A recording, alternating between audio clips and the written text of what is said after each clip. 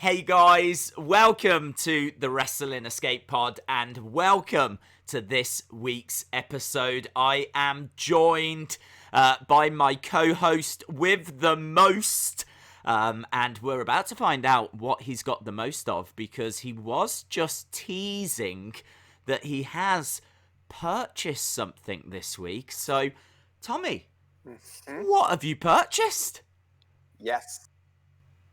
Yes, y'all didn't catch this. It was on the exclusive Daze TTT exclusive insider discussion pre-podcast. Yeah. But during my vacation, I went on Craigslist.org. I don't know if there is a Craigslist UK, but Craigslist is a site that people use to buy and sell used things, and Lifetime uses it to make movies about dudes that kill women. And I looked for a bike. And Daze said, "What do you mean a bike? A push bike?" And I said, "What's a push bike?" And Daze said, "What do you mean, what's a push bike?" Well, I can't get my head... I'm still confused by this whole conversation. You bought a bike, right? And I said, what, like a push bike? I just expected a, yeah. Or a, no, not a push bike. I expected, like, just a pretty standard answer. I didn't expect... what's a push bike? And then for us to go off into this whole world. Do you know what I mean? Do you know, like, when you catch up with a friend and you're just having a chat and it's like, yeah, how's it doing? How's your week been? All this, you know, setting a few things up. And all of a sudden we're starting to go down roads of, what's a push bike? philosophy. Yeah. So it was, we got to the point where it was like, we need to start the podcast now. Like, yeah. I think all we need to do now, whenever we just meet up, is we should just press record before we even say hello.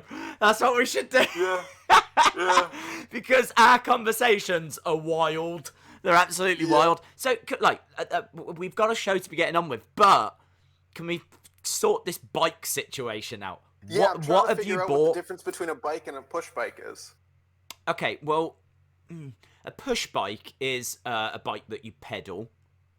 Whereas a bike could be referred to as anything that's really too... like a motorcycle can be called a bike. Okay. A pedal bike with an engine, which are quite popular at the moment. I'm not sure what they're called. E-bikes, I think. They can be called bikes. So I don't know where we are on the bike spectrum. I don't know where you are. Yes. I can't find you. Where are you? I'll specify right here. I got a hybrid comfort bicycle. Okay, hybrid, so that's going to be with an engine. No, in the bike world, hybrid means that it's in between a road bike and a mountain bike. Right. Basically, it's just a road bike with bigger wheels. Well, sometimes they have suspension, but that's if you got the big money. Well, I tell you what, when I was a kid, if someone was to say to me that they'd got a new bike, right? Of course, as a kid, it's not going to be a motorcycle. So as a kid, you just pretty much accept it's going to be a pedal bike. But the first question everyone asked, how many gears? How many gears you got? How many gears? 21. Oh, into the 20s. Woo! You've dropped some serious money on that. You know, where the presidents reside when it's their vacation, so I had to live it up. I think when I was a kid, my bike had 8 gears, and trust me, I was the king of the neighborhood. Do you know what I mean? Yeah. 8 gears, and you just sat there with 21 gears, as if that means nothing. I have 21, but I probably only use 4. Oh yeah, I was the same. With my 8, I couldn't figure out how to change them, but that was irrelevant. Yeah. In fact, if anything, I was too scared to change them because whenever you did, the chain made this like horrible noise. Yeah. I thought like it was literally falling apart. Wow, that's impressive. So hang on, right? So since we've last spoke to you, you didn't know what you was gonna do, right? I mean, I'm not gonna lie. If anyone hasn't seen the last episode, you should check it out because it felt to me like Tommy was in like a pit of depression. It kind of felt like you'd run off to, I don't know if you're on the run I don't know if you're in some kind of witness protection program, but it all seemed out of the blue. You seemed a little bit frazzled. When I asked you a very simple question of what plans have you got, the response came back that you didn't have any, right? And now, a week later, you've gone and bought a 21 gear bike? Yeah. So, yeah. You are living your best life. So what are you doing with it? Well, it's kind of a midlife crisis, I think. Because that's the telltale. Down, and then you buy something, and then you're like, look at me. Yes. Yeah. I mean, I'm not sure how many midlife crises have guys going out buying 21 gear push bikes. I don't know. They tend to be like, sex and drugs and rock and roll. Well, Svetlana can wait. There are no concerts right now, and is it a tandem? Have you bought a tandem? My pharmacy did say I have some stuff to pick up, so there will be drugs. Okay. Legal drugs need to be picked up at my pharmacy. So the best kind. We're like halfway there.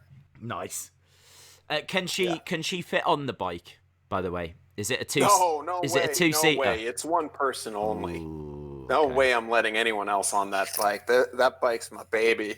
Has it got it's a more basket? Important to me than Svetlana. Basket? No basket. No basket. No. No Carol basket. It's not an IKEA bike.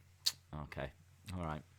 Well, I can't wait for next week to find out what adventures you've been on. When you go down, do you do whee, hands off, hands behind the head? No, I can't take my hands off. I'll fall. But not when you go. Like, I used to go around the neighbourhood, no hands, only for a second, don't get me wrong. Yeah, you build up a bit of speed, and then as soon as you see someone, one of them, just a second, then straight back on. Did you ever make any backyard mountain biking videos with your friends? No, because I didn't. Missed opportunity. Well, maybe, but I didn't have a backyard. And I didn't have friends. So that is two massive problems right there. So, yeah. Was it because everyone dished you when you told them you had 8 gears? Hello, darkness, my old friend. Yeah, I mean, people couldn't compete with that. Do you know what I mean? Jealousy is an ugly thing. And you're going to find this out when you're riding around with your 21 gear bike. But... Talking of jealousy, I wonder if WWE superstars were jealous of the people that we're going to be talking about because they had the best ring attire ever seen. And I should imagine that caused a little bit of jealousy. That's a good link. Without a doubt. That's a good link. So that's what today's topic is all about. We are going to be talking about the best wrestling attire, and I've got to tell you, when this came up, this topic, I was like, yes, I am so into this. But then as I was researching it, I was like, I think this is going to be quite difficult. Because I can sit here and say Legion of Doom, right? Because they've got amazing spikes when they come down to the ring and things like this, but what else can I say? You know what I mean? Legion of Doom, they got spikes. Yeah. And that's it. I mean, honestly, that's as far as that can go. So I can sit here and just throw out a load of names that a lot of people / everyone is already gonna know. So trying to make this episode fun, I think, is gonna be like trying to cycle uphill. Yes, very much so, because I was in the same boat as you. You bought a boat as well.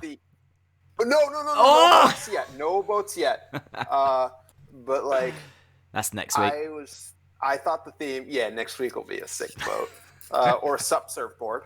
I was thinking that it was more holistically, like what wrestler through their career has had a good attire, not like a one-time thing. So Legion of Doom would fit that, but I'd just be like, Nakamura, and then it's like, okay, yeah, he did. Yeah. So what do you do with that? So I look. I think however we approach this, whatever you want to throw out there, there's no right or wrong, is there? Do you know what I mean? If we appreciate the ring attire, we appreciate it, and I'm sure people are going to have fun giving their thoughts on our suggestions. I'll tell you what it did do, though, right? It did actually make me question something I don't think I've questioned before. Because straight away I was thinking about, right, iconic ring attires. Let's go through the list. And so, of course, you naturally go to, Stone Cold, Macho Man, people like that. But, of course, you go to Hulk Hogan. And it suddenly dawned on me, why does he wear red and yellow? What I mean, like, he's Mr. USA. Do you know what I mean? Like, say your prayers, eat your vitamins, comes down waving the stars and stripes. He comes out to real American. But his attire isn't red, white, and blue. It's red and yellow. And it's not something that I've really ever questioned before. So I kind of looked into it. And there's a few different theories as to why he wears red and yellow. He didn't always wear red and yellow. You can find images of him in like a navy, kind of a blue, a light blue, a white. He did try a few different things, but they settled on red and yellow because of McDonald's. That's the story that's out there. Now, Linda Hogan, his wife, is saying they've obviously separated now, but she's saying that it was down to her. She's taken responsibility for that, and there could be some truth in that. But Hulk Hogan says that he was inspired by Angelo Poffo, and Angelo Poffo wore yellow attire, and Hogan thought that it looked really sharp, looked really smart, and so he wanted to wear yellow. But he saw an advertisement for McDonald's, and he saw that they had put red with yellow, and he really loved that colour combination. And so apparently that's where it came from. And that's how the red and yellow was born. So yeah, it's just that kind of a thing I thought was really interesting. And I got a few little examples of that, but yeah, one of my favourite facts I found out whilst researching this. What came to your mind? I will say one thing. Go on. Last week during the live chat, Austin 316, the rabble rouser, they said that you gotta mention Kane. I think it's a disservice to mention any luchadors, and by luchadors I assume it's someone wearing a mask, which includes Kane. I think that's just straight up unfair. Yes, Kane, the most famous of the luchadors. Yes, yes. In my mind, that's the category he falls under. So you're not going to hear me mention any luchadors because that's too good. It's too good. I know that Austin 316 is literally going to be exploding right now because he absolutely loves you. I get so many messages from him on Twitter asking me to pass on his thanks and love to you. So the fact that you might have just killed a man, right? You might now have just exploded in happiness. Yeah. So, it's all part of the service here on the Wrestling Escape Pod. Yes. So yes, you're welcome. So what came to your mind then? So I was thinking big. I was thinking iconic. It took me to that Hogan story. What was your first thoughts? First was Kushida right away because I've always loved how he dresses up like Marty McFly from Back to the Future. Yeah, very. And it's just fun. Yeah. Every time he comes down to the ring, it's like, that's cool. It's relatable. I know when I was a kid, I always wanted to dress up as Marty McFly. So to see someone in his career doing that and getting paid for that, that's awesome. I can't remember if we spoke about this, but do you remember the Wrestle Kingdom where there was the guy dressed as Doc? Is he called Doc? Yeah. Yeah. And the little Kushida came out. Did you ever see that? Where it was like, not. Oh, you've got to watch it. It's so funny. So like the Doc comes out and he's doing some kind of experiment or something, and there's smoke, and out of the smoke comes, honestly, I think it's a kid that is like dressed as Marty McFly, but he's got a Kushida mask on so that it looks like it's Kushida. And then I think there's another bang of smoke, and then the real Kushida appears. So yeah, it's kind of a really crazy entrance from, I want to say it was like Wrestle Kingdom either last year or the year before. So yeah, very, very fun. Yeah, they And as someone that loves, what? No, I was just going to say they haven't used him very well in NXT yet. Yeah, as someone that loves Back to the Future, I love how when you really look at the stuff he wears, like his pants, he incorporates the hoverboard design and stuff like that. And you can really tell that there's a nice level of attention to detail. And a lot of times with wrestlers, they just save those attires for the big shows, the big events. But to have someone have that as their everyday attire is really cool. I always really appreciated Rey Mysterio, because Rey Mysterio is someone that he does go bigger for the big shows. I mean, like WrestleMania in particular, he'll always bring out something special. But what you get with Rey is you get a different attire pretty much every time you see him. I mean, yeah, naturally, there's going to be a little bit of recycling, do you know what I mean? But by and large, I mean, you never know what you're going to see from Rey, what colour scheme you're going to get from Rey, or, you know, he's constantly changing little things. And he's had some absolutely amazing ring attires, a lot that have been based on superheroes. We've seen the likes of Captain America, there's been Daredevil, there's been Batman, there's been The Flash, there's obviously been The Phantom, which is from Halloween Havoc 97 that people really loved. There's been loads of different ones that have been inspired by pop culture and whatever, but even just like his pretty generic attire is really cool. I remember when he came back at the Royal Rumble 2018, I think it was, and he was in, I think it was gold and black, and I don't believe it was like based on anything, but it just looks so classy. I mean, it was incredible to see Rey, because that had not got out at all. There was no rumours. So when his music hit, it was a proper surprise. I remember that being a massive moment. And for him to come out in such a classic, sometimes you can get it wrong. He dressed up as the Joker and took on Brock Lesnar at Survivor Series, like, just gone. And, it didn't look great. It didn't look great. Was it like Joker Sting? Sort of. I think the problem was that he's going out there in a match against Brock Lesnar, who destroys everyone. Do you really go out dressed as a clown?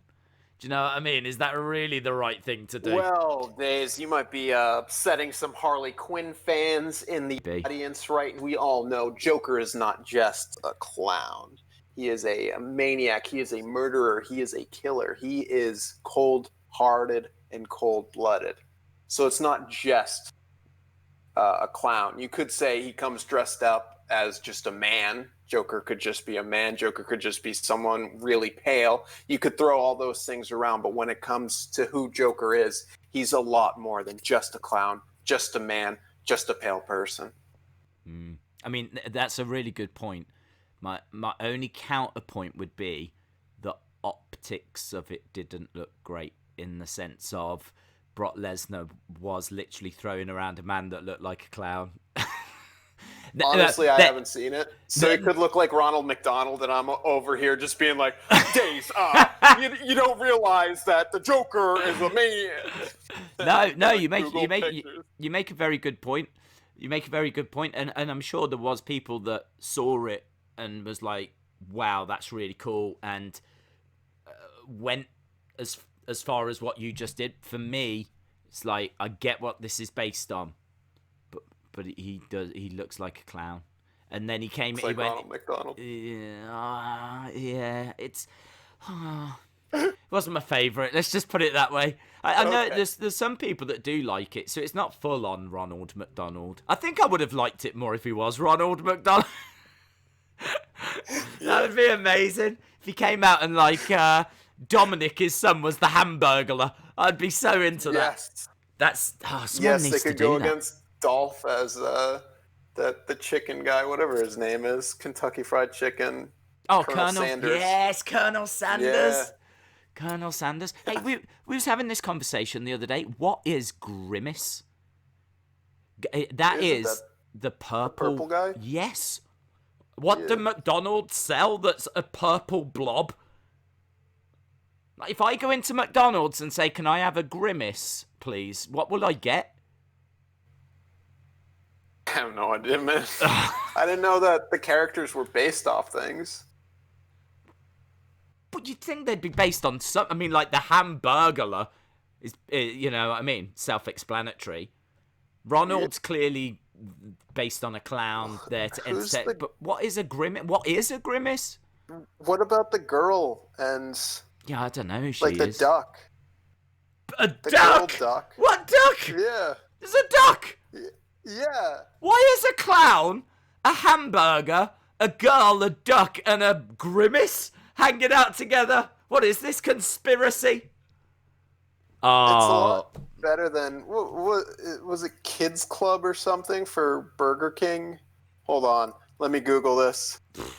Yeah, Burger King's Kids Club. And it was like 90s, late 90s, late 80s to late 90s, and they all dressed up like they were super cool and futuristic, but wasn't that futuristic. And that paled in comparison because we don't know who they are. It's better than not knowing who Grimace is or the Duck Girl. But we know that there's a Grimace and that there's a Duck Girl. That's true. And you have just beautifully took me to somewhere that I wanted to be. Because you was talking about this kids group were kids that were kind of trying to be cool, trying to look like they're, you know, in the future, stuff like this. Max Moon. Have you ever seen Max Moon, the wrestler from 1993? No. Max Moon has got one of the most out there ring attires ever. It's a bodysuit with like circuitry that's painted all on it, but it's not just that. He actually comes out with these like wrist forearm shooters that when he comes down, he like shoots confetti into the air as he starts to come down.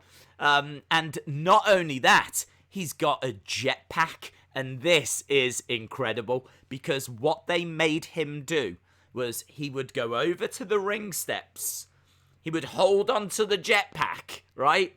Press the button, it would like steam would shoot out of the back, right? And he would hop up the step, like to kind of make out that the jetpack was actually propelling him into the ring. So like,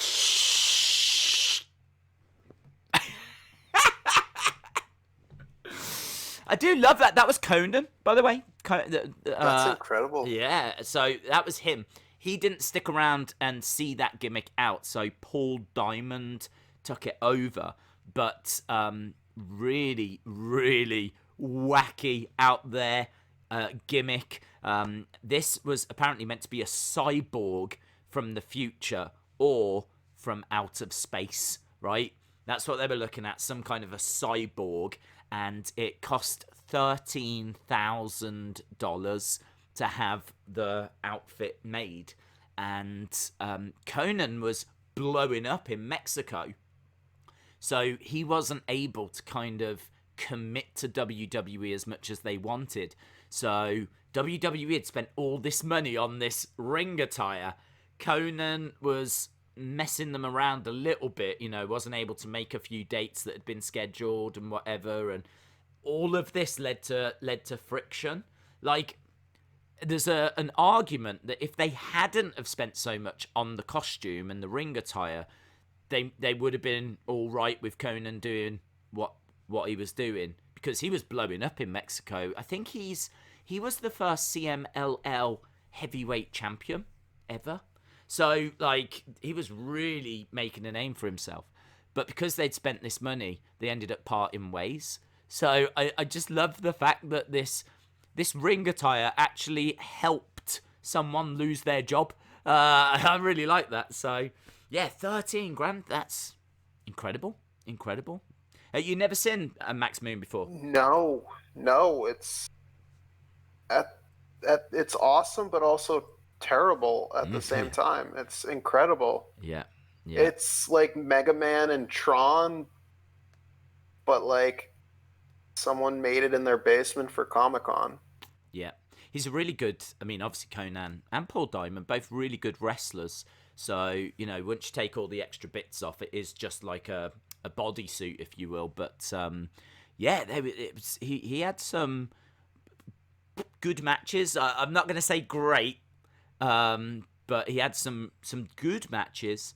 I think he was on the first ever Raw. I think he took on Shawn Michaels. I think it was Shawn Michaels against Max Moon on the first ever Raw. So History. History indeed. So where's the Max Moon action figure? Where is the Max Moon action figure? I don't know if Jack's released one. Probably don't need a likeness for that, because just do a random face underneath. Oh man, I tell you, a Max Moon Mattel figure would be amazing. That'd be amazing. That would be amazing. Yeah. Right. Did you have another one you wanted to throw out? Yeah. Okada. Okada always looks great. The Rainmaker. Yeah. He always has beautiful robes, doesn't he? Yeah, and then he takes the robe off, and if he has the long pants, it's like, ooh. Even if he doesn't have the long pants, it's nice. Whoever does his fashion, yeah, he pays the big bucks, and they look good. Yeah, there's something to be said for that, actually. Ric Flair obviously is someone that has to be mentioned. His robes and his ring attire, not so much, because they were just pretty standard trunks. Yeah. But it was all about, you know, his suits when he was doing his promos. And it was all about his robes and everything like that. You know, he always carried himself well, you know, styling and profiling. And Charlotte said that one of the pieces of advice that her dad had given to her was don't wear your own merch. Don't wear your own merch. Let other people do that. You are going to stand out by having robes and making yourself valuable, right? And in return, you'll sell the merch. The merch will look after itself. You don't need to be like all these other people that wear their own merch. I mean, of course, I am sat here literally wearing Daze. What is going on here? My life's motto is don't listen to Ric Flair. That's my life's motto. That's good. Very good advice. So, yeah. But Charlotte, absolutely fantastic robes, fantastic ring attire as well. You know, she does put a lot of time and effort into what she wears. So, Bianca Belair makes her own ring attire. I don't know if you've seen Bianca Belair. That's cool. Yeah, she makes her own ring attire. It's like, well, Mikaze makes a bunch of people's now. Sasha Banks' husband. Mm-hmm. So he's really good because he was a wrestler, but now he's a seamstress. Is that the terminology? So it's cool that he made that transition because he was really good as a wrestler. I saw him once or twice before he signed to WWE, and he was cool. But I wouldn't mention him for coolest attires. I would mention Fandango when he had his dancing phase. That was really beautiful stuff. You're gonna basically tie in Fandango and Okada. They were very similar when it came to beautiful looking pants. Yes. I remember there was a Fandango figure that didn't really come with any accessories because his attire was so detailed that Mattel literally just gave you him and his... I think he had a jacket, and they just put a lot of work into what he was actually wearing, and a lot of detail into that, and that's all you got. So, it was a bit strange of a figure because Fandango wasn't the most popular. I mean, everyone loved Fandango, but on a shelf, when you're having to choose between buying a Fandango figure or The Rock, like, you might need to put something else in with that Fandango to make it a bit more appealing, but they didn't. That's how detailed his ring attire was. So, yeah, good shout. I've got the Velveteen Dream. The Velveteen Dream wore Hulk Hogan inspired attire.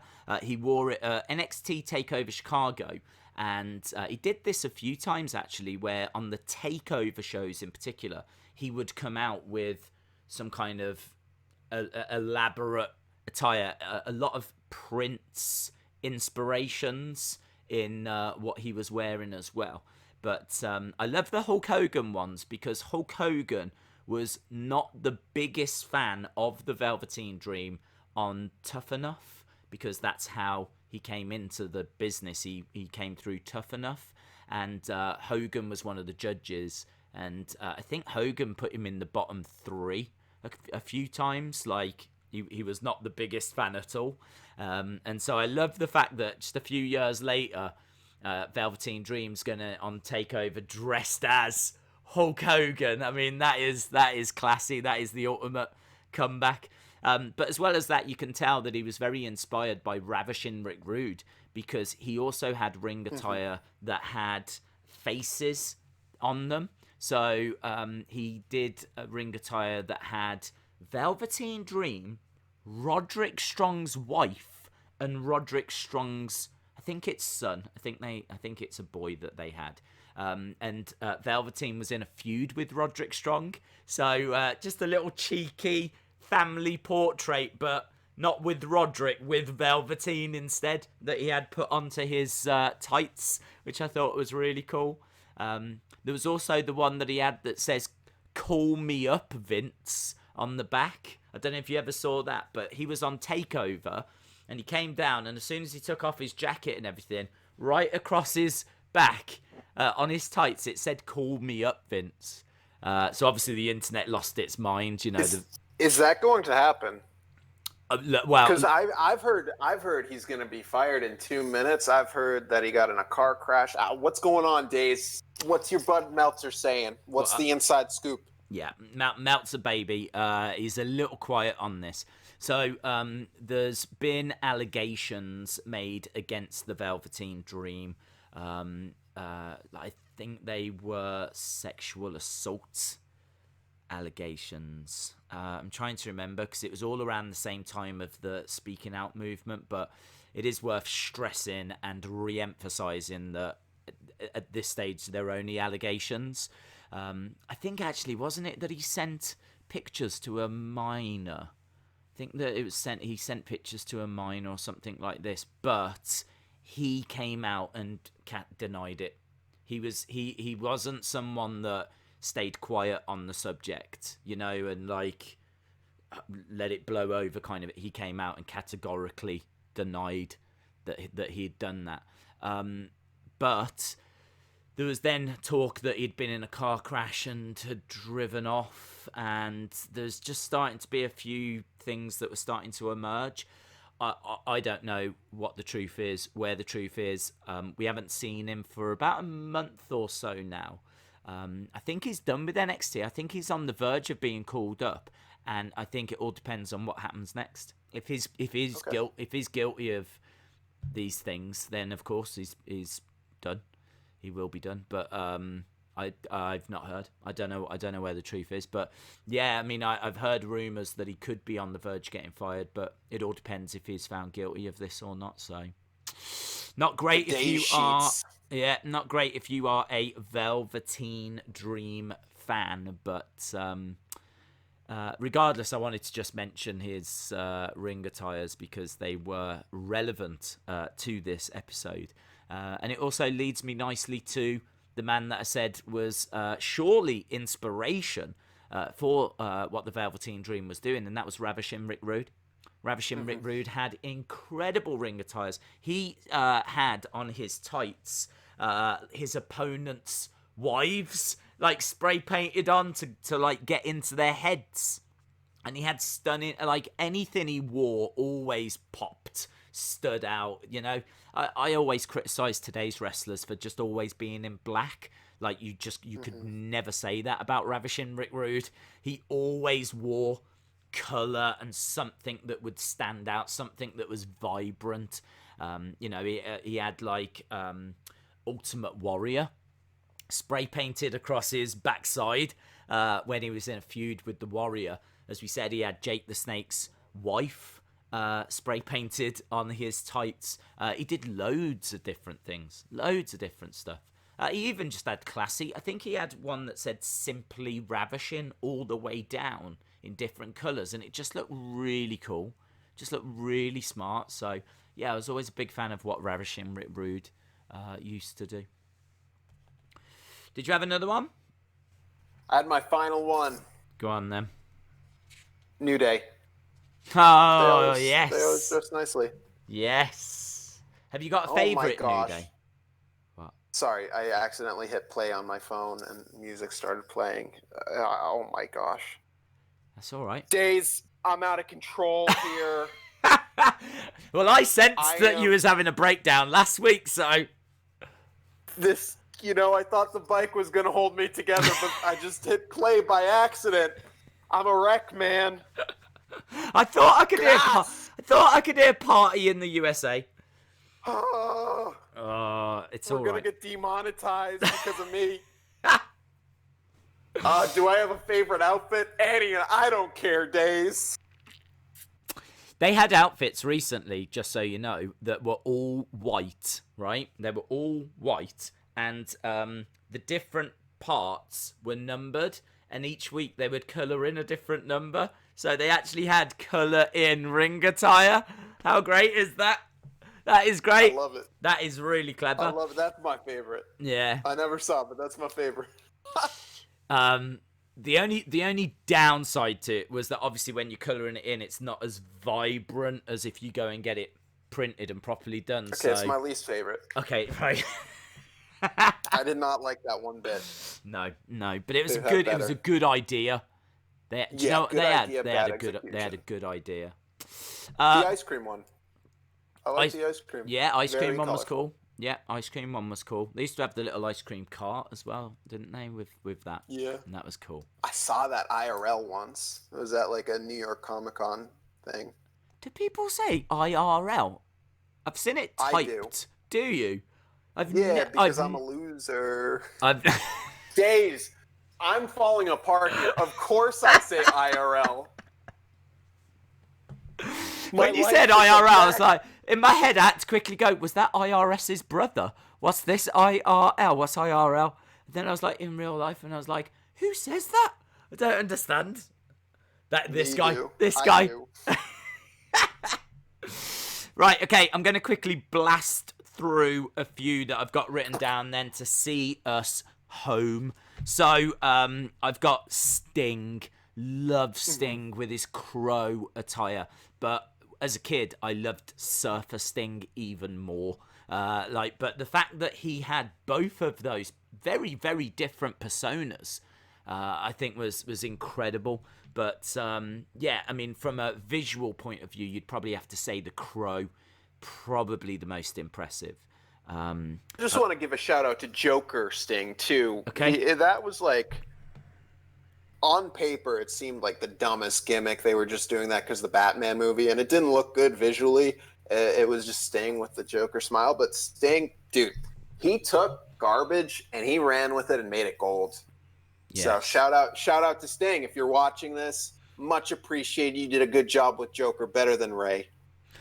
Yeah, I mean, the reason that he's probably so good at trying to turn rubbish into gold is because he was in WCW in the late 90s. So he's got a lot of experience of trying to take rubbish and turn it into gold. Talking of clowns, though, jokers, Doink. I love Doink. I loved Doink.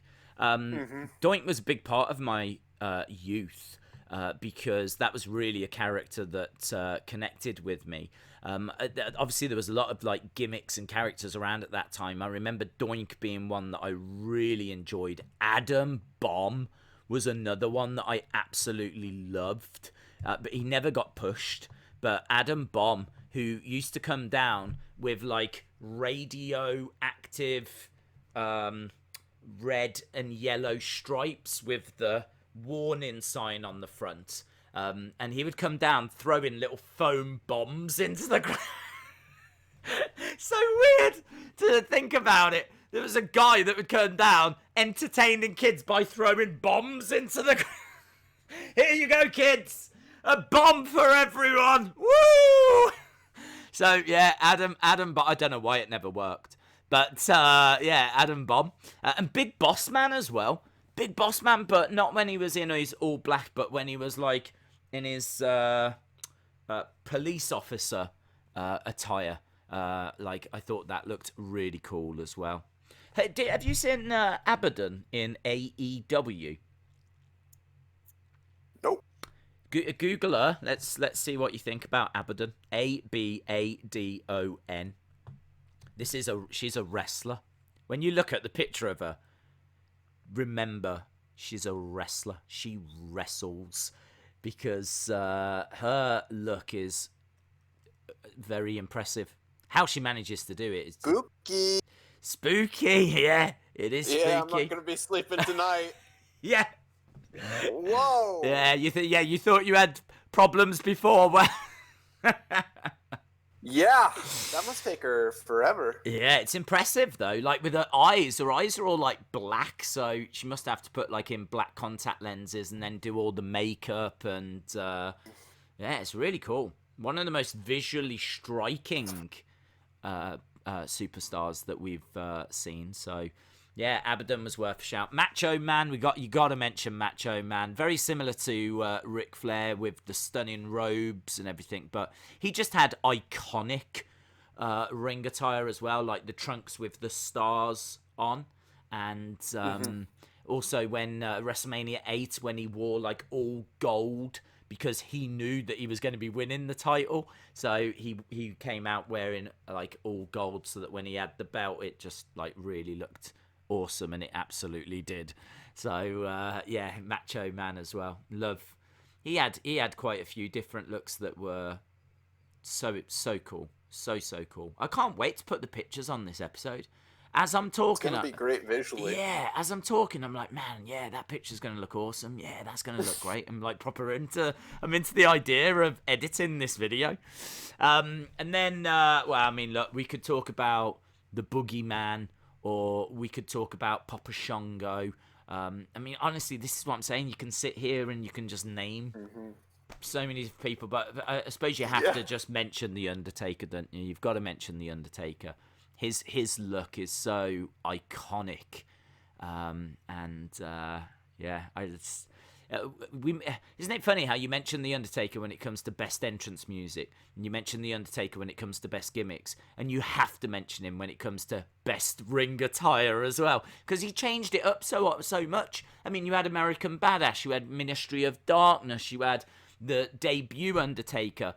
You've now got what we've seen this year, where it's kind of American Badass, but it's brought in more of the dead man influences, if you will, because it's not exactly American Badass. I mean, Undertaker said he was trying to take from all of his different personas for this final run, and that's kind of what we saw in the Boneyard, was a little bit of everything kind of coming together. So I really like that.